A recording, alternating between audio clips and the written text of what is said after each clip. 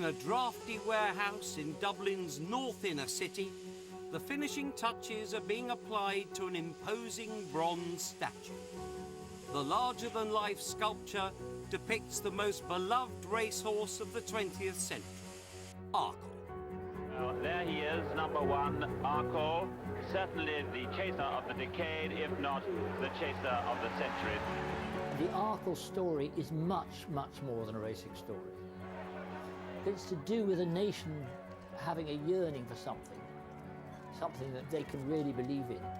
Arkle was an enormous shot in the arm for Irish sport generally and for national pride. We all worshipped him as much as Ireland did, and everybody loves a champion, just in a completely, utterly different league. He was such a genuine legend, wasn't he? He's the best I've ever seen, certainly. And now Arkle opening up now, like a sports car. He was invincible.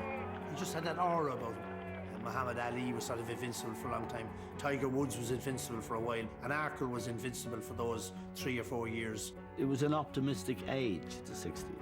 People were just beginning to see the world through television. And you could see John F. Kennedy, you could see the Beatles, and Arkle was one of those iconic figures.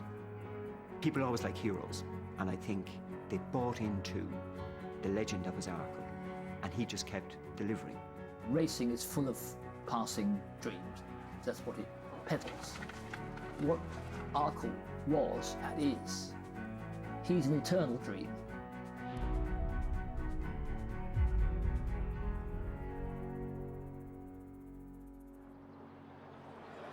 Good luck in the next race. Cheltenham, the cathedral of national hunt racing.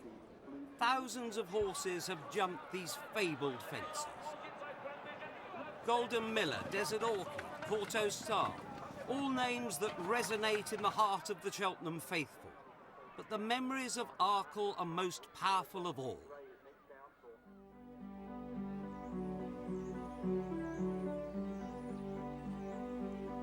Arkle's story began in the gentle hills north of Dublin, where he was born at Ballymacole Stud in the spring of 1957.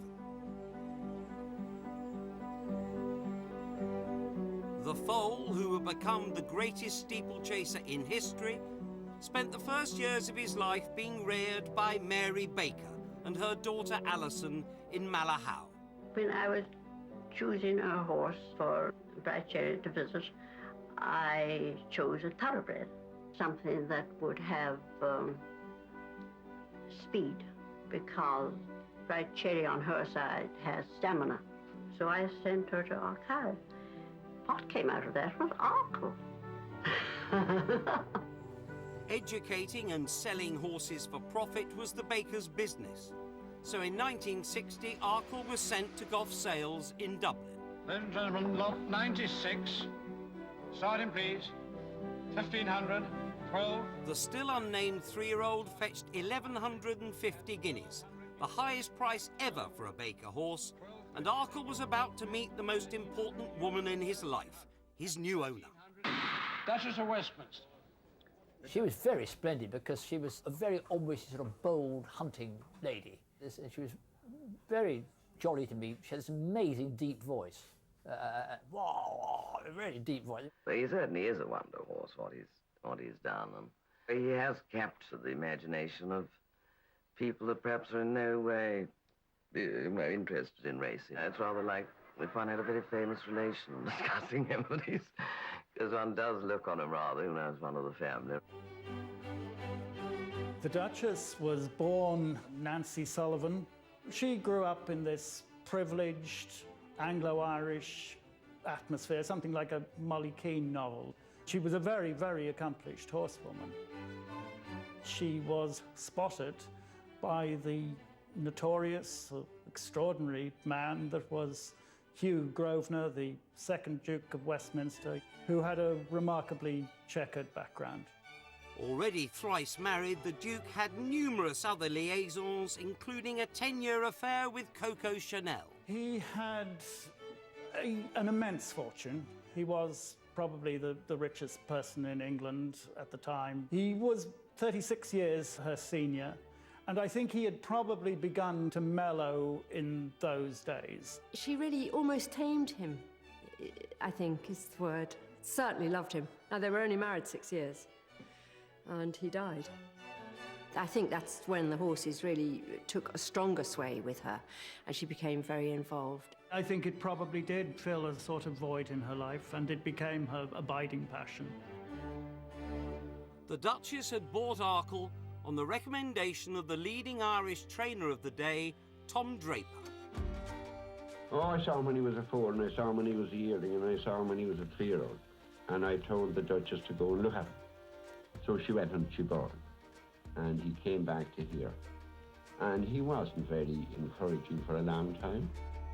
The unusual thing about him compared to the modern day trainers is that he had a very small number of horses. And as a result, Arkle could get the personal care and attention that he needed. If you have 200 horses, it's more difficult to do than if you have a handful of horses. And Arkle had it with Tom Draper's. In my memory of my father, very quiet, didn't say a whole lot, just like everything done properly. Patience with horses. He totally ignored their age. Just because they all of a sudden became 5-year-olds doesn't mean they had to do this. Either they could or they couldn't. And allow a horse mature and allow a horse show when he was ready, rather than naming a day 6 months in advance. That was, I would think, the secret. He was completely and absolutely dedicated to it. He loved horses, he loved the job, and he hasn't any hobbies. I mean, that is his life, just training racehorses. You go in front, Pat. You go that way. Tom Draper's patient approach meant there was no pressure on Arkle in his debut over jumps at Navan. Pat Taff, the Drapers' stable jockey, opted to ride Kerfra, a proven winner. Paddy Woods, Arkle's regular work rider, thought his big moment had come. We're coming out of the gallop that morning and the boss said to Pat, "What do you want to ride at Navan?" Pat said, "Kerfra." And I was delighted. I thought I'd be riding him at Navan.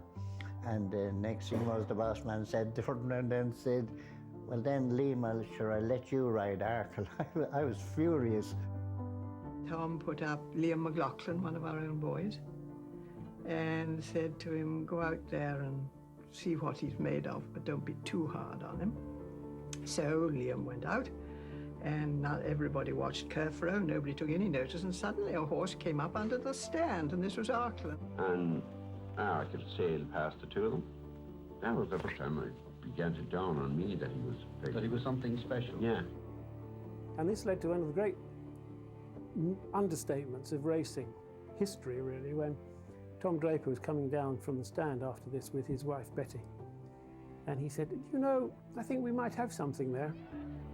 Pat Taff made sure he was on Arkle in his next race.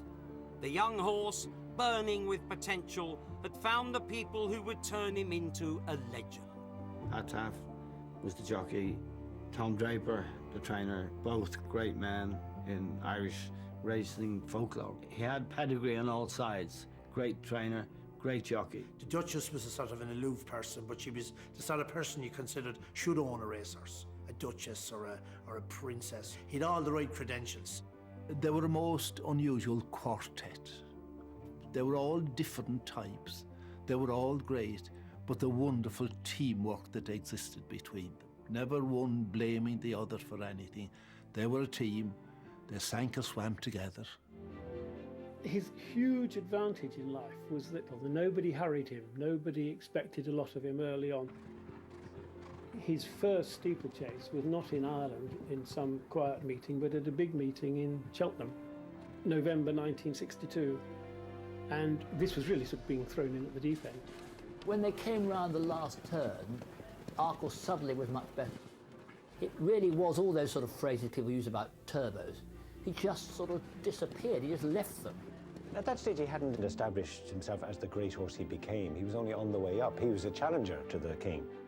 The following year's Cheltenham Festival saw Arkle's star continue to rise, with a comfortable victory in the Broadway Chase. But the undisputed king of Cheltenham was the Gold Cup champion, an imposing equine superstar named Millhouse. He was a real eyeful of horse, you know. He had a lovely action. He jumped well. He had everything going for him.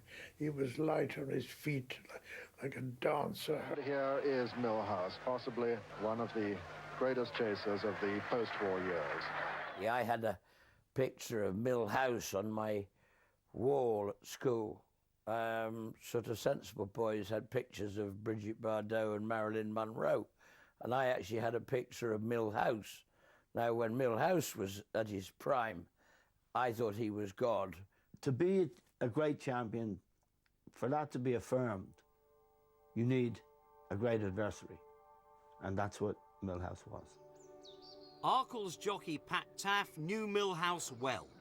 He'd schooled him in Ireland before he was sent to Lambourne to one of Britain's leading trainers, Fulk Walwyn. Well, we thought, of course, he was probably the best horse that Fulk ever had when he won the first Gold Cup. He'd sort of built himself up into being a wonder horse. Funnily enough, Millhouse, of course, was he was an Irish horse, but as so often, he'd been bought to come to Britain. So he was the British horse, and everyone said it was the best horse Fulk Walwyn had ever had, etc., etc. Then Ireland claimed they had a better one, which is why you want a showdown. A contest between the pride of England and the young Irish contender was a thrilling prospect. It came in November's Hennessy Gold Cup at Newbury. Millhouse had won the Gold Cup, best English horse, 4 years, and then Arkle, the young pretender, taking him on, this upstart from Ireland. And I think people loved that idea of clashing generations, clashing countries, and I think that's endured to this day. From the start, Arkle stayed close behind Millhouse, but at the third last fence, Arkle stumbled and broke his stride.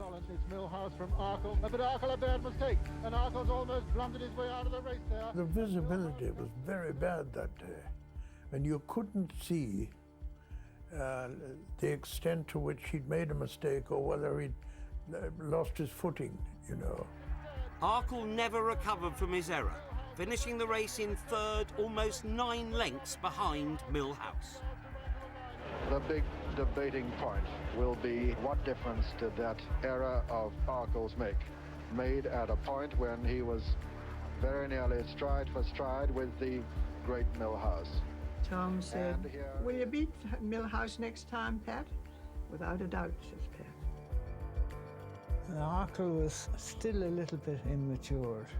I know he slipped and everything else, and probably if he was more mature, he wouldn't have slipped. There should never have been any more than heads and necks between the two of them. That was game over, bad luck. England won, Ireland 0, and off we go. Millhouse is absolutely invincible.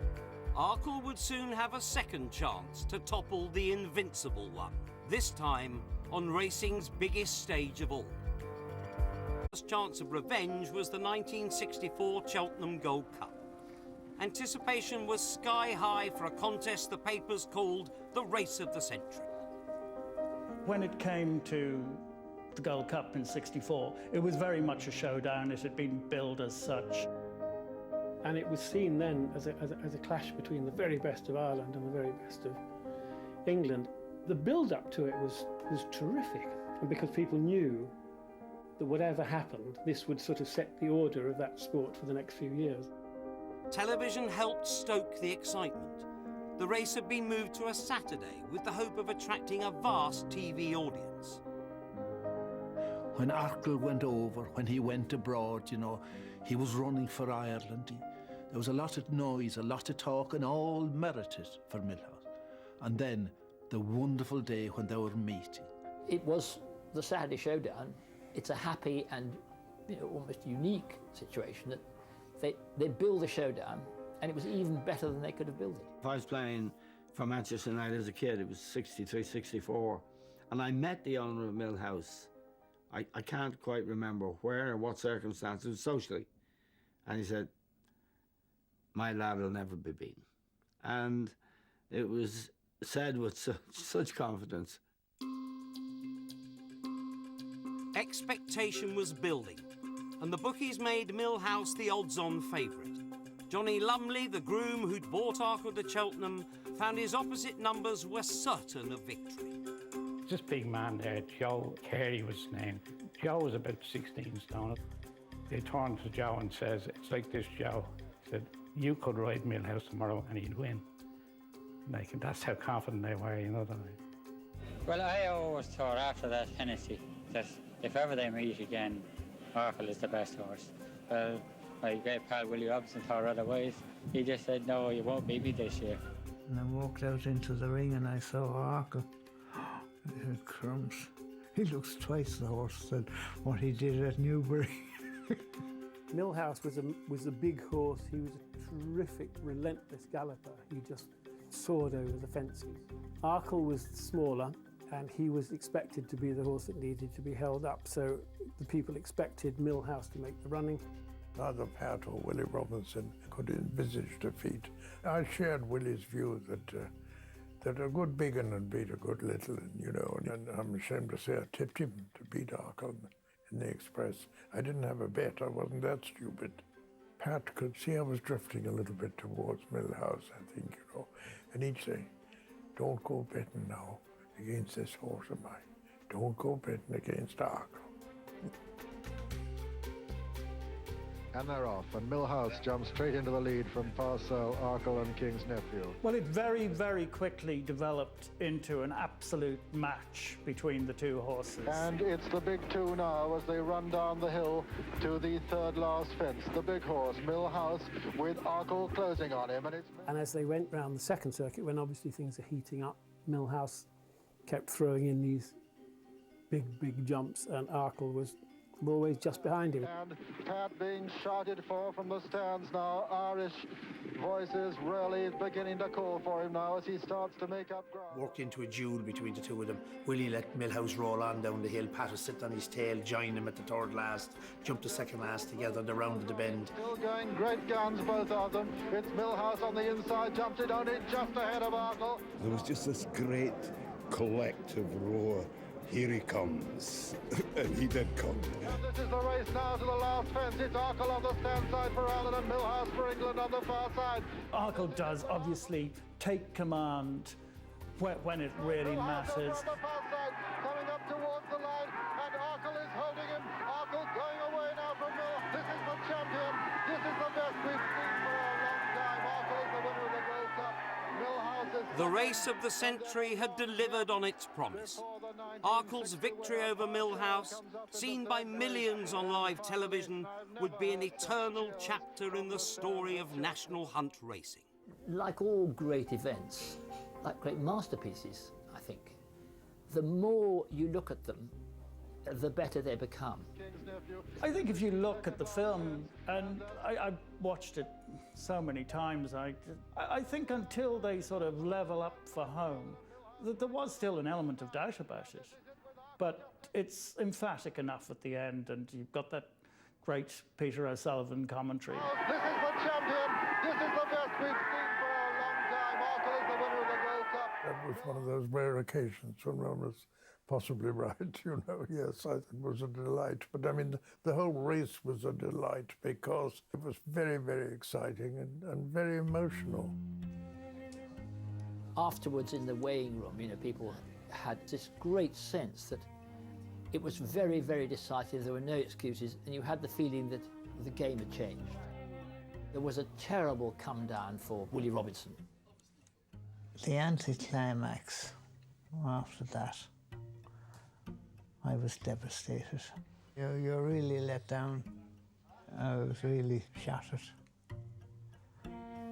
I think that was Fulk's most shattering moment of all his career, really. He could not believe it. He just thought that Millhouse was unbeatable. Arkle returned home to a hero's welcome. He's a pet of a horse, and everybody seems to like him, you know. It's always lovely. He's a national hero, in fact. They all own him. Tell us what the conversation's like in the evening here in the pub. Oh, they're all, no, that's only Arkle. Yeah, Arkle was the Irish hero who went over to England as the underdog, took on the British hero who was fully expected to beat him, and beat him in his own backyard. Ireland then, obviously, were underdogs at everything that we did. Any Irish victory was to be celebrated, and any Irish victory, especially over the British. It was wonderful to behold. And it showed that Ireland was absolutely bloody good at something. In those years, Ireland was pretty much impoverished. A lot of the best young Irish horses, particularly national hunt horses, were sold to England when they were very young. So we couldn't really compete.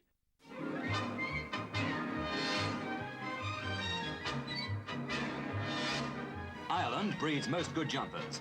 Ancestry, grassland, climate and time combine successfully. English trainers seek young stock there. Horses were bred here, but most of them are trained in Britain. The focus changes after the Second World War, when Vincent O'Brien first begins to build up his own stable strength. That's followed by Tom Draper.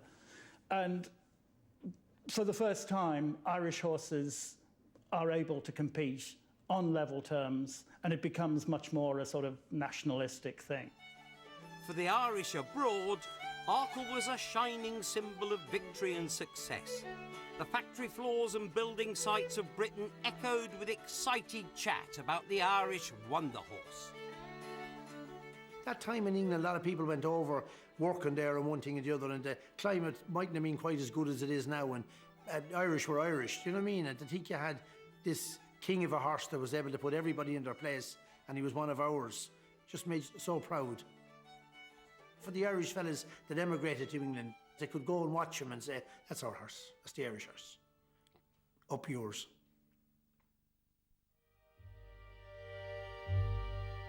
The Irish Grand National in '64 was Arkle's first race after the '64 Gold Cup against Mill House.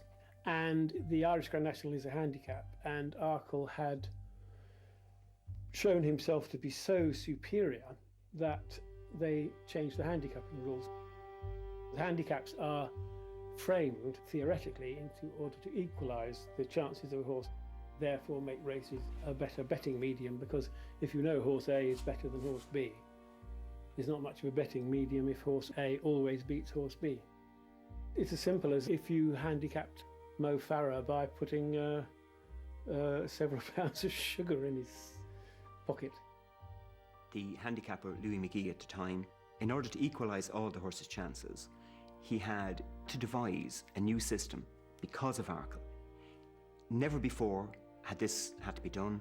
They could always accommodate horses within the handicap. He then produced a if Arkle runs scenario, if he doesn't run. Arkle started the race burdened with 2 stone more than his nearest rival, but it made no difference to the outcome. It's hard to think that in 1964 a horse changed a system that was there for maybe 100 years.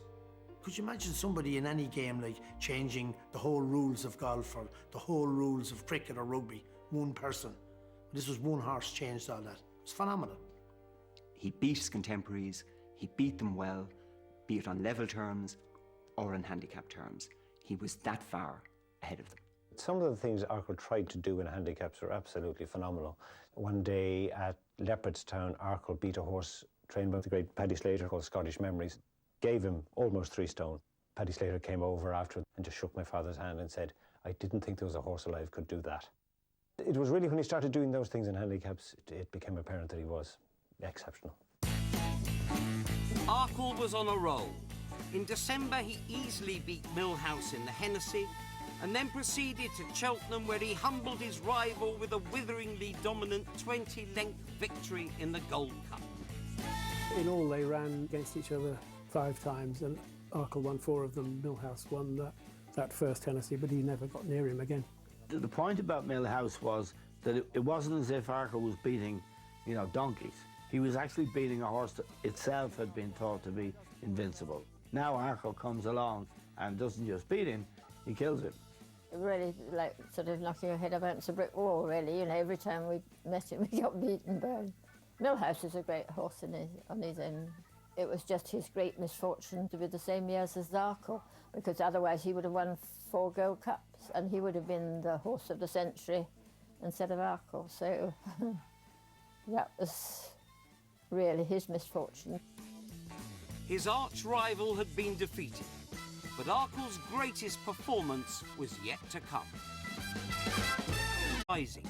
By 1965, he was a worldwide celebrity. Seems to be all over the world.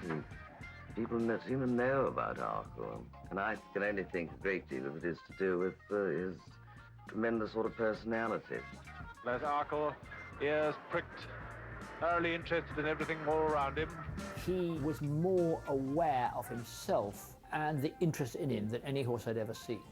When he walked around a parade ring before his races, he'd look around and he knew that they were all there for him, and he lapped up. Always looks so terribly proud and rather showing off. I always say playing to his public. Number 1 on the card, Arkle, there he is, walking as if he quite realises that he is the centre of attention and wants everybody to have a good look at him. It's always been said, and I think it's quite true, that he loves them. Proud, and he loves them. He really is rather no show-off. He loves people looking at him. Cool as the proverbial cucumber. His ears would come and he would look around, so the neck would be up and his head would swivel, look around. People would be sort of going ooh and eyeing because he's looking at us. He had the charisma for one thing. That's something that he developed. There's the story of him taking the race card out of a spectator's hand as he was parading around the paddock in Cheltenham. Gregory Peck was sort of the film star at that time, and Arkle was sort of the Gregory Peck. He just stood out. When people wanted to get closer to him, you could pet him and rub him. He won people's hearts that way. Arkle came along at the right time in terms of social history, in terms of technology through television. And obviously millions could watch him on television as opposed to thousands at a racecourse. He was huge box office. He brought it to the front page, and with the result that ordinary people took an interest, many of whom may have stayed interested in racing. You couldn't have bought, as an advertising agency, what he did for racing. Everybody wanted a piece of the action. When Arkle was snapped drinking stout, Guinness cannily promised a lifetime supply. His portrait could be found in pubs from Belfast to Ballybunion. Arkle had become an industry.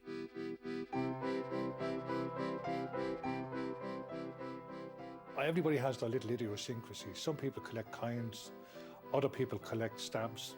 I collect racing memorabilia. All I wanted to do was collect every race card that I could, or any little piece of memorabilia relating to Arkle. We would have approximately 250 items relating directly to Arkle. Now, they're mainly race cards and fan mail. Now, this is the saddle that Pat Taft used on Arkle, and to me, it was the ultimate piece of racing memorabilia.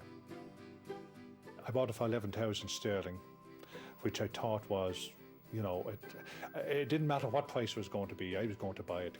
And we just go around here, we have this particular race card. Now, in my opinion, this is Arkle's greatest race, the Gallagher Gold Cup of 1965. To the left, over on the right, is Arkle, who's just eased his way into the picture. This was a handicap, and Arkle carried 16 pounds more than Millhouse. And the word was that Millhouse was coming back to his best. There's a big anticipation about whether the difference of 16 pounds in weight would mean that Arkle would be beaten by Millhouse this time. And if you wonder about this, you can go and weigh out from sugar from your kitchen cupboard 16 pounds. It's quite a lot of weight difference to carry over 3 miles. The Gallagher Gold Cup would have been the best performance I thought he ever put up. Millhouse had already won twice that season. He was having his first run. Running into the straight, I think Millhouse went about 6 lengths up, and everybody said, this is over. And the next thing like that has changed.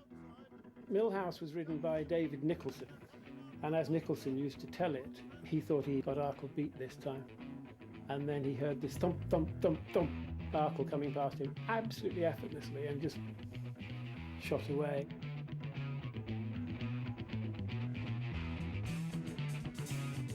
He bet him, I think it was 32 lengths, and he set a track record at Sandown today, and that record still stands today. When he won the Gallagher Gold Cup and gave Millhouse 16 pounds and broke the track record by 17 seconds, to think that a horse could break a track record by that much and carry the weight that he did, that was potentially the best performance of his career. having beaten all comers with